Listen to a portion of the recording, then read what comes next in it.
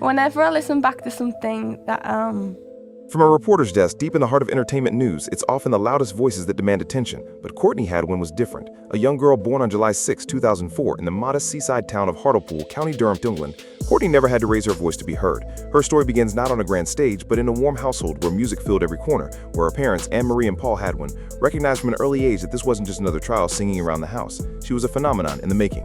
With two younger siblings, Melissa and Paul, also immersed in melodies, the Hadwin home pulsed with rhythm, but it was Courtney's distinct voice, raw, gritty, and emotionally explosive, that left relatives in quiet awe. Reporters looking back at her origins often note that she didn't just dream about music, she worked for it. She grew up in Hesleden, a close-knit village in northeast England with a humble past as a mining town and a present defined by simplicity and resilience, qualities that would come to define her too.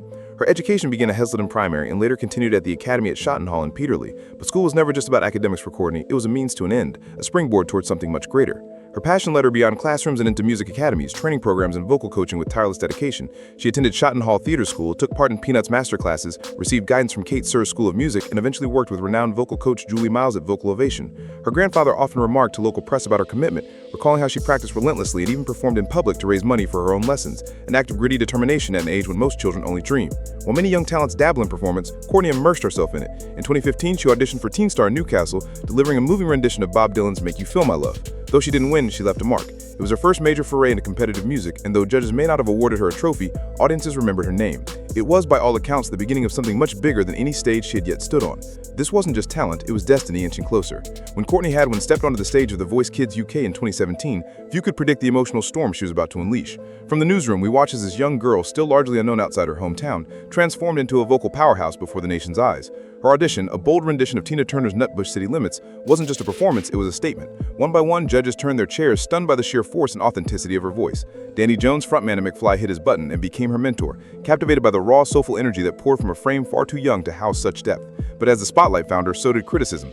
While the judges applauded and many at home were mesmerized, detractors began to murmur. Her style, unlike anything typically seen in youth competitions, struck some as too intense. Online chatter labeled her a shouter rather than a singer, with critics unable or unwilling to recognize the deliberate artistic choices behind her deliberate delivery. She wasn't just mimicking legends, she was channeling them.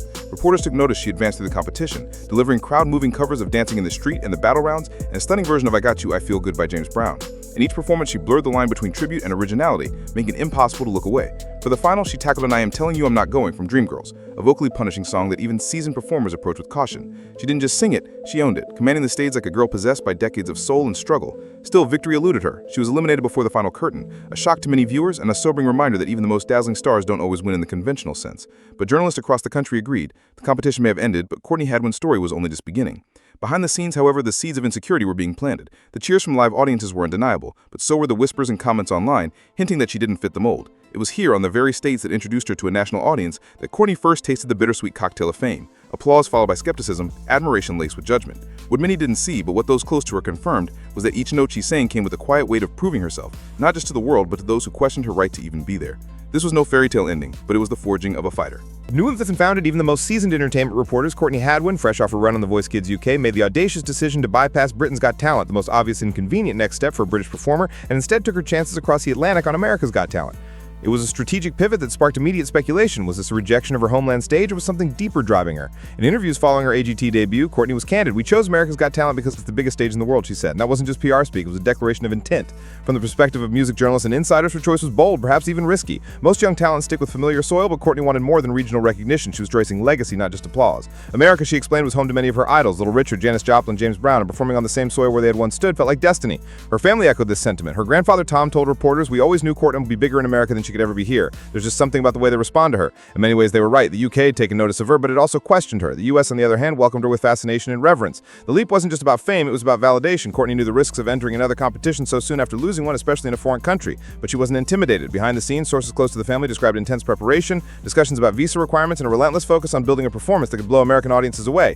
The choice to appear on AGT was also a response to the subtle limitations she'd faced back home, the box she'd been placed in by critics who didn't understand her sound, her stage presence, or her defiance of genre norms. If the UK couldn't fully embrace her electric fusion of vintage soul and modern grit, perhaps America would.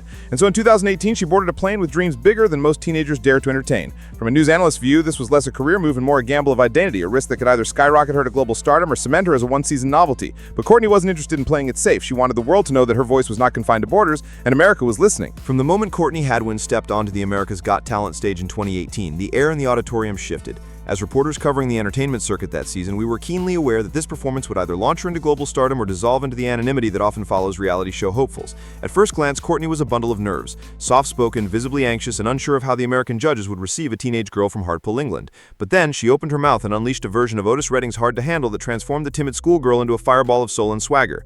The reaction was instant and seismic. Judge Howie Mandel, stunned and visibly moved, slammed the golden buzzer, sending Courtney straight to the live shows. It was more than a standing ovation, it was a coronation. The internet responded with the same intensity. Within 5 months, her audition video garnered over 50 million views, and within the show's run, her performance had surpassed 200 million. Social media lit up with headlines like Janis Joplin reincarnated and a star is born on AGT, and the global spotlight bore down on her with unforgiving brightness. But, while fans and media buzzed with excitement, there was an unspoken undercurrent. Was the world witnessing the rise of a teen prodigy or the beginning of a pressure cooker tragedy? Courtney, still just 14, was thrust into an environment that even seasoned performers find overwhelming. Sources from the AGT production crew confirmed that behind the stage lights and applause, Courtney battled paralyzing nerves. Despite the confidence she exuded during her numbers, she would often tremble backstage, overwhelmed by the enormity of it all. Fellow contestants described her as polite but withdrawn, absorbing the chaotic energy of the show like a sponge without always knowing how to release it. At school, things didn't get easier. While she was suddenly a viral sensation, she also became a target of jealousy and judgment. Friends turned distant. Some classmates accused her of pretending to be shy, while others mocked her unique singing style. Online, the trolls weren't far behind. Comments ranged from awe to cruel cynicism, dissecting her authenticity, her expressions, even her clothing. The transition from local talent to global figure was fast, almost too fast, and while the golden buzzer had given her a shortcut to stardom, it also exposed her to a level of scrutiny that no child, no matter how talented, can truly prepare for. Fame had arrived, that so had its cost, and the receipt would be paid in sleepless nights, whispered doubts, and the heavy silence that sometimes follows the loudest applause. While Courtney Hadwin captivated audiences across the globe with her electrifying performances, a far less glamorous reality lingered behind the viral videos and roaring crowds, one marked by bullying, self-doubt, and emotional weight that few knew she carried. As entertainment correspondents following her rise, we soon uncovered the more sobering chapters of her story, those not aired on television or mentioned in glossy profiles. Even before her historic run on America's Got Talent, Courtney faced biting criticism that seemed to follow her from one stage to the next. On The Voice Kids UK, some detractors sneered at her for being too intense, labeling her a shouter rather than a true vocalist. But it was after her AGT breakout that the bullying reached a disturbing peak. At school, once familiar classmates turned cruel, mocking her facial expressions, her vocal style, even questioning whether she was genuinely shy or just putting on an act for the cameras. Courtney's grandfather confirmed in local interviews that the bullying took a toll, both online and in her daily life. The internet, which had catapulted her to fame, quickly became a double-edged sword. Behind the anonymity of their screens, trolls dissected her every move, leaving harsh, unforgiving comments on her videos and social media posts. They ridiculed her appearance, questioned her talent, and mocked her ambitions. Even as thousands of fans championed her as the next big thing, a persistent group of critics worked tirelessly to undermine her confidence. For a teenage girl still navigating her identity, this relentless wave of negativity could have been paralyzing. Her parents, Anne-Marie and Paul, expressed their concern in several interviews, admitting that they worried the spotlight might cast more shadows than light. His father even cited the example of Ed Sheeran, who left social media altogether after enduring similar online abuse. He said people don't understand how brutal the internet can be, especially when you're just a kid. Yet amid this pressure, Courtney remained remarkably composed.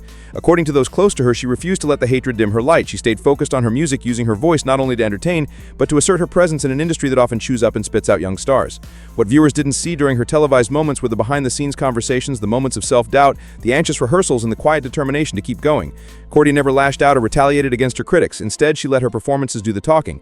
Her persistence became a quiet form of resistance, a reminder that sometimes the most courageous thing a person can do is simply keep showing up. As journalists, we often report on the triumphs, the awards, the record deals, the fanfare. But in Courtney's case, the real story was found in the moments she endured, not just the ones she celebrated. When Courtney Hadwin returned to the spotlight in 2019 for America's Got Talent The Champions, the world held its breath. Entertainment reporters like myself knew that this wasn't just another televised competition, it was a pressure test, a moment to see whether the teenage phenom who had once stunned the world could evolve beyond a viral sensation into a bona fide artist. With the weight of expectation heavy on her shoulders, Courtney walked onto that global stage once more, no longer a nervous unknown, but a known quantity, both beloved and heavily scrutinized. Her performance of the original song Pretty Little Thing marked a sharp pivot in her artistic journey. This wasn't a cover of a soul classic or a familiar showstopper from the past. This was Courtney laying bare her own voice, her own story, and her own creative identity. From our newsroom's vantage point, it was a daring and strategic move. Gone was the shy teenager who mimicked legends with startling accuracy. In her place stood a bold young woman testing the boundaries of her influence. Although she didn't place first that season, the buzz around her was louder than ever. In the music industry, and particularly within talent show circles, placement is often secondary to perception, and Courtney's performance signaled that she was no longer content to be viewed as a novelty act. Media analysts noted how Pretty Little Thing showcased her control, growth, and ambition. Critics began drawing parallels to iconic artists who had also used early talent shows as stepping stones, people like Kelly Clarkson and Adam Lambert, suggesting that Courtney too was carving a path that could lead far beyond the AGT universe. Behind the scenes, industry insiders reported that her confidence had matured. She no longer trembled before taking the stage, and she seemed more engaged with the process of creating, rehearsing, and commanding the production aspects of her sets. Interviews from the period reveal a more self-assured Courtney, speaking openly about her artistic direction, musical influences, and dreams that extended well beyond the talent show format. There was also a notable shift in how the audience and press perceived her, where once there had been hesitation, questions about her style, her authenticity, her fit within the pop landscape, there was now curiosity and increasingly respect. In a competition where past winners and international icons shared the stage, Courtney held her own, not just through vocal prowess, but through a presence that was beginning to hint at something greater: sustainability. It was during the second wave of exposure that her career began to transition from promising spark to enduring flame. For those of us tracking her ascent, it became clear that this wasn't just a comeback, it was a statement. As Courtney Hadwin's name continued echoing across stages and screens, the inevitable next step in her journey came into sharp focus: Los Angeles. For reporters chronicling the evolving careers of breakout talent, it was no surprise when news broke that Courtney had signed a record deal with Simon Cowell's Psycho Entertainment in partnership with Arista Records, two powerhouses in the global music industry. This was not merely a feather in her cap, it was a seismic shift in her artistic trajectory. The once shy teen from Hartlepool was now part of a machine built to launch international music stars, and the stakes had never been higher. With a team of professionals now sculpting her image, sound, and marketability, Courtney found herself navigating an entirely different world. Moving to Los Angeles, she stepped into a city where every voice is vying for the same spotlight. From a media perspective, her transition was both bold and risky. Record deals, even with the best intentions, have a long history of swallowing young talent in the name of commercial viability. But Courtney wasn't interested in being molded into something generic. She maintained her gritty, retro-inspired edge, bringing an old-school authenticity that clashed with pop's posse veneer, and it worked. In 2019, she released her debut EP, The Cover Sessions, a collection of stripped-down, emotionally rich covers that reimagined contemporary hits like Harry Styles' Sign of the Times, Lil Nas X's Old Town Road, the Jonas Brothers' Sucker, and Lewis Capaldi's Someone You Loved. What could have been a forgettable project designed to capitalize on her fame instead became a quiet statement of artistic intent. Reporters noted how Courtney's raspy, explosive vocals turned even the most overplayed radio tracks into emotional journeys, with critics praising her ability to reinterpret rather than imitate. During this time, whispers of high-profile collaborations also began to emerge. Industry insiders revealed she'd been working with legendary producer Max Martin, known for crafting hits for Britney Spears, Katy Perry, and The Weeknd, hinting that something even bigger was on the horizon. Though still a teenager, Courtney had proven that she wasn't just chasing fame, she was building a catalog, one that reflected her musical instincts rather than a record label's formula. The move to Los Angeles didn't just mark a physical relocation, it was a spiritual one. She was no longer the girl from a small village with a big voice. She was a recording artist, an international presence, and perhaps most importantly, a young woman taking the reins of her own story. For entertainment media, it was clear the Courtney Hadwin era wasn't a fluke, it was a force in the making. As the dust settled from her breakout performances and record deal announcement, Courtney Hadwin shifted her focus to a quieter yet equally powerful stage: social media. From a reporter's standpoint, this pivot was a savvy move, especially in an industry where visibility can fade as quickly as it rises. Rather than flood the market with constant releases, Courtney opted for a slow burn strategy, building intimacy and anticipation through online engagement. Platforms like TikTok, Instagram, and YouTube became her virtual stage, and she used them not just to entertain, but to invite fans behind the curtain. On TikTok, where she amassed over 350,000 followers and more than 2 million likes, Courtney shared candid studio moments, songwriting clips, and personal snippets that revealed a young artist deeply immersed in her craft. Gone were the constraints of televised performances or label-curated interviews. In their place, fans retreated to raw, unfiltered glimpses of Courtney in the creative zone, messy hair, scratched lyrics, and all. Her demo, Keep the Monsters Away, became a quiet phenomenon, sparking speculation among viewers and entertainment bloggers about the direction of her new music. Meanwhile, on Instagram, she continued to expand her fan base, reaching over 500,000 followers by showcasing a blend of fashion-forward confidence and day-in-the-life relatability. Reporters noted her growing comfort in the spotlight. The shy girl who once avoided cameras was now commanding them, embracing trends, dyeing her hair vibrant shades of red, and even participating in viral challenges. But perhaps the most striking evolution came through her YouTube channel. Though originally launched in 2010, it wasn't until 2019 that it began gaining real momentum. Her live performances from the Cover Sessions series drew massive attention, helping her channel grow to over 600,000 subscribers and more than 30 million views. Covering songs like Beggin' by Måneskin and Survivor by Destiny's Child, Courtney proved she could adapt to any genre without losing the distinctive edge that made her unforgettable. Media analysts observed that she wasn't just surviving the post-AGT spotlight, she was redefining what it meant to thrive in it. In interviews and live streams, she alluded to a forthcoming album slated for late 2022, stoking excitement without ever revealing too much. That sense of controlled mystery became one of her hallmarks. She gave just enough to keep audiences invested, always holding a few cards close to her chest. For those of us tracking her every move, it became clear that Courtney Hadwin was no longer just a talent show standout. She was quietly, meticulously crafting a brand, one that blended old soul charisma with new age digital fluency. In an era where artists are either overexposed or quickly forgotten, Courtney found a rare middle ground, remaining relevant without being ubiquitous, connected without being consumed. For many rising stars, there's a defining moment when it feels like the universe is aligning, when promise, preparation, and timing intersect. For Courtney Hadwin, that moment was poised to be her appearance at Woodstock 50, a high-profile music festival commemorating the 50th anniversary of the iconic 1969 event. Entertainment journalists like myself have been tracking the festival closely, not just because of its nostalgic pull, but because of the bold mix of legacy artists and fresh talent it promised to showcase. Courtney's name among the performers sent ripples through the industry. It was validation, not from a TV panel, but from a historic stage reserved for the most impactful voices in music. Scheduled to perform alongside heavyweights and genre-defying contemporaries, her inclusion signaled that she had officially transcended reality TV fame and entered the realm of serious artistry. But just as quickly as this dream materialized, it unraveled. Woodstock 50 became mired in logistical nightmares, legal disputes, and investor pullouts. Headlines shifted from excitement to chaos, and what should have been Courtney's grand entry onto the festival circuit collapsed in spectacular fashion. From behind-the-scenes reporting, we learned that artists, including Courtney, were left scrambling. Rehearsals had begun, travel was arranged, sets were conceptualized, but the rug was pulled out, and with it, a critical opportunity to perform in front of thousands of new eyes. For Courtney, the fallout wasn't just about a missed gig. It was a moment of lost momentum. Industry insiders speculated that this setback disrupted rollout plans for her upcoming original music and possibly strained her relationship with her label, though these rumors were never confirmed publicly. What was confirmed, however, was the emotional toll. In a podcast appearance with Howie Mandel in December 2021, Courtney hinted at behind-the-scenes turbulence, cryptically stating that fans would be the first to know if anything changed with her label situation. While she didn't name names, the implication was clear. Her path forward was less certain than it appeared. And yet, as reporters watching closely, what stood out was her resilience. Rather than retreat from the spotlight, she doubled down on creating. She returned to the studio, amped up her digital presence, and continued teasing new material despite the lack of a firm release date. Fans rallied behind her, filling comment sections with encouragement and questions about what might come next. The Woodstock 50 was meant to be a crowning moment. Its implosion instead became a pivotal test of Courtney's adaptability. Could she weather the unpredictability of an industry that often punishes young artists for circumstances beyond their control? So far, the answer appeared to be yes. While the festival stage never materialized, the moment still revealed something essential. Courtney Hadwin was not just riding a wave, she was learning to swim in stormy seas. As entertainment journalists, we've covered countless talent show alumni. Many burned brightly for a moment, only to fade into the background noise of the industry. But Courtney Hadwin's story stands apart. What began as a tale of a timid British teenager shaking before an audition has transformed into a narrative of raw determination, emotional resilience, and quiet rebellion.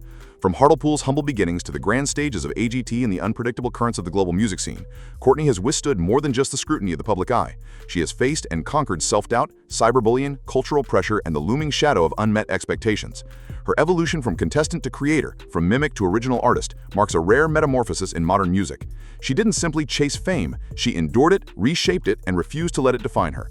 Whether delivering a soul-stirring cover, teasing a demo on TikTok, or commanding a live festival crowd, Courtney sings as if every note is a message, raw, unfiltered, and meant to be heard by those who feel misunderstood. Today, as she builds her next album, whispers of new collaborations grow louder, and her audience multiplies by the day. One truth rings out louder than ever. Courtney Hadwin isn't a moment in time, she is an ongoing movement, a symbol for every outlier, every kid told they were too different, every artist grappling with the weight of public eyes. She didn't break when the applause faded, she became louder, and that's the story worth telling. For those watching, Courtney's journey isn't over, it's only just begun. So if her voice ever struck a chord with you, stay tuned. The next chapter may be her most unforgettable yet.